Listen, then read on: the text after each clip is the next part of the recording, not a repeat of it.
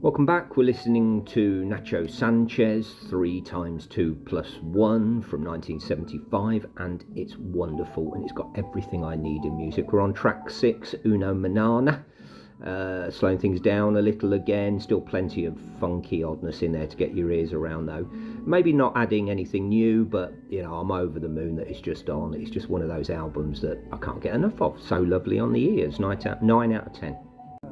Track 7, Veces, another ballad, which maybe there are just one or two too many of. I really just want the funky Serge Gainsborough bass stuff, but this is beautiful and haunting, and yeah, for a ballad really engages me. 8 out of 10. Track 8, Cascanuces from the Nutcracker Tchaikovsky, you know the one. When I was a kid, it was everyone a fruit and nut case from Cadbury's fruit and nut advert.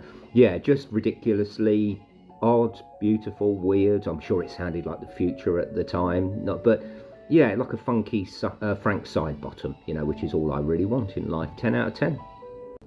Track 9, Hey Noches, another ballad, and maybe my favourite. You know, you feel the love to whoever he's singing it to, dripping with emotion, an amazing voice that he's got. You know, the keys at the end, you know, once again make a good song into a really great one. Beautiful. 9 out of 10. I mean, listen to that Linda McCartney there. Just so we're clear, I know it's not Linda McCartney, it just sounds a bit like her, but better.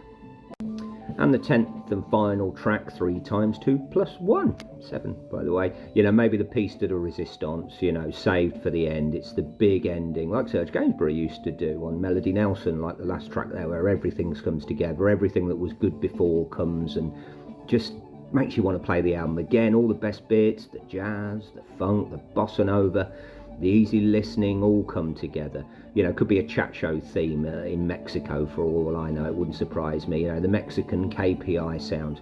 Yeah, just makes you want to listen to it again, and I probably will. 10 out of 10 that track, and overall it's also a 10 out of 10. And an album that it's difficult to put your finger on why I love so much. And thank you for the listener who recommended it. You know, it's dated, but it's as relevant now as it was 50 years ago when it was made. You know, it's only slightly younger than me. You know, I wouldn't change a note. Maybe a few more up-tempo numbers. You feel the love in the songs. It makes the room feel better.